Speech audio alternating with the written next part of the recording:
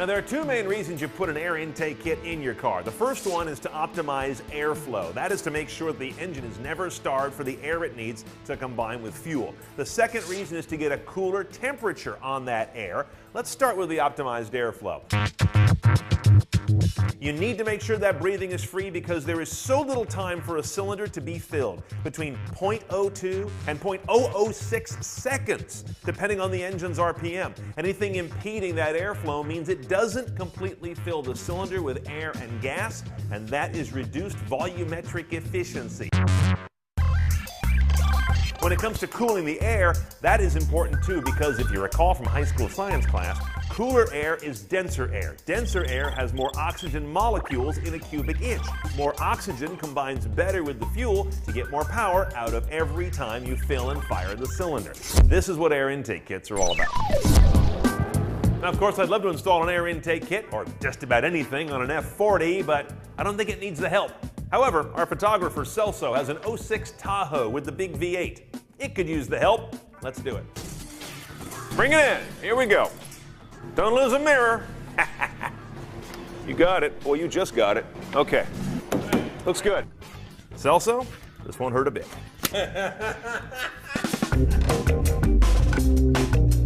Okay, we'll start by removing the factory air intake system, which you can see is a whole lot of plastic dreck. Okay, first thing in the airflow is this air box right here. This is where the air filter lives. I'm going to disconnect the mass airflow sensor. And then if I lift this off and pull off the lid here, this is your traditional air filter, which is this sort of pleated paper thing. You can't see through that, right? I mean, you're going to see a big difference when I put the new one in. This is rather dense, and air gets through here rather slowly. And down here is the bottom where that thing sits, and I want you to see this. These are the intake nozzles on the old air box, and notice what they breathe through. A couple of holes punched in the sheet metal here on the inside fender well. It gets air from basically down the right side of the fender. It's a little bit occluded because the air's got a tortured 90-degree path to make up a narrow channel here, so that's going to improve our airflow right there by getting rid of this turn, this corner. Okay, now I pull off the electronic connector for what's called the mass airflow sensor. That's this guy right here. Let me try and remove that, because this part we're going to keep. A mass airflow sensor, you can just see right through there. It's got a screen to bring down turbulence on the front, and then on the back it's got electronic vanes that can measure the volume of air that is rushing across this thing. It's the first piece of electronics that tell the engine how much air is on its way to the throttle body, which is where the real intake begins. We're going to put this back in. Now, the last big piece we got to get rid of is this big kind of ductwork, this plastic plenum. I've loosened it up from the throttle body right there. You can look in there and see the big butterfly valve, which is the beginning of the fuel-air mixture chain. We're not going to screw with that. That's serious stuff. But this is a large, very convoluted thing that has all kinds of warming and cooling chambers in it, which we're going to get rid of. And this may change some of the cold weather behavior of the vehicle.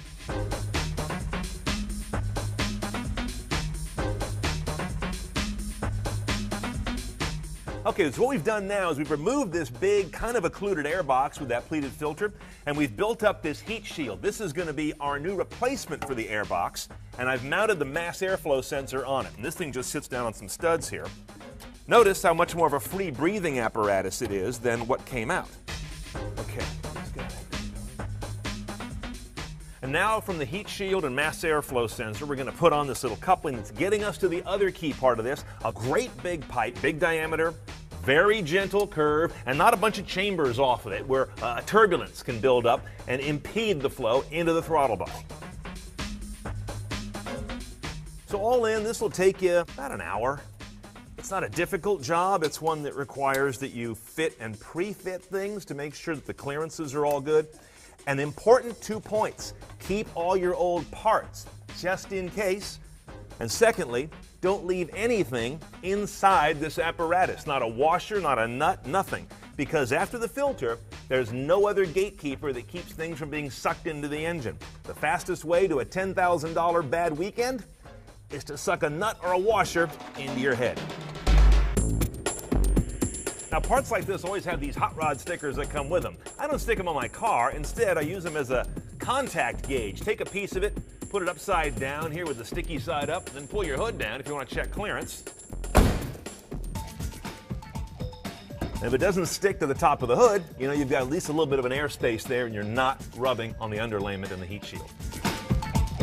Okay, now the last part, which is putting in the only service element and the coolest looking part, well, maybe that pipe is, and that is the air filter. Notice how different that is from what came out. Completely different shape. This guy you can't see through. This guy, it's a little hard to tell, but if you look inside here, far more breathable. This is an oil impregnated material, so it's not as thick because the oil helps to draw dirt out. You service this thing once in a blue moon, you wash it and re-oil it. Probably almost never. Let's put this guy in and see how this thing runs. Okay, our filter is snugged up, so let's see what we've accomplished. We've nailed all of our goals by getting a much more cool and unobstructed airflow. Cooler here because we have a metal heat shield. A little more air around it. It's not so obstructed because it's not coming out of this tortured little turn here in the fender well. Graceful, large diameter pipe. So overall, we should have a cooler, easier flowing intake to get to the throttle body and into the mechanicals of the engine. But let's see if it drives or sounds any different. So we're on the freeway. You hear it, right? This is different. Wow. What are you hearing? More throatiness? Yeah. Yeah. Sounds This good, is right? definitely different. Yes. Yeah, that's because that big cone filter we put in there. There's not just air going into it, but there's also noise coming back through it. So engine noise that was normally trapped. It's a good sound. Yeah. Very different. Yeah. Here we are, 3,000 RPM. So if we get a chance, open it up a little bit, see if you feel any more power, any more torque. It says right here, this kit's guaranteed to increase horsepower. So this is what I think is the placebo effect. People put these things in and they go, oh yeah, it feels faster. That's it. So right there, yeah. And a little more torque. I mean, you also might find a little better gas mileage. Not dramatic. Okay, 1 or 2 mpg maybe if you're really monitoring your gas mileage carefully. I guess for a car this size, it's always anything is good. Anything else, yeah. Yeah. Thank you very much, Cooley. Oh, so? Sounds good. Pleasure's mine. You got my usual 30-30 guarantee. You got 30 yards or 30 minutes. We've actually passed both, so you're out of warranty.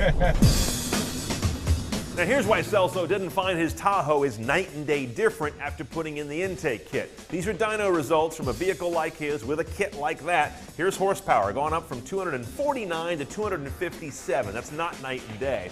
Here's the torque difference. 245 to 253 foot-pounds. Again, a little over 8 foot-pounds or so, but notice on both of these, the improvement is on the high end of the RPM range, where factory intake systems tend to make the engine run out of air. That's very common. This helps address that. This is really good for high RPM running.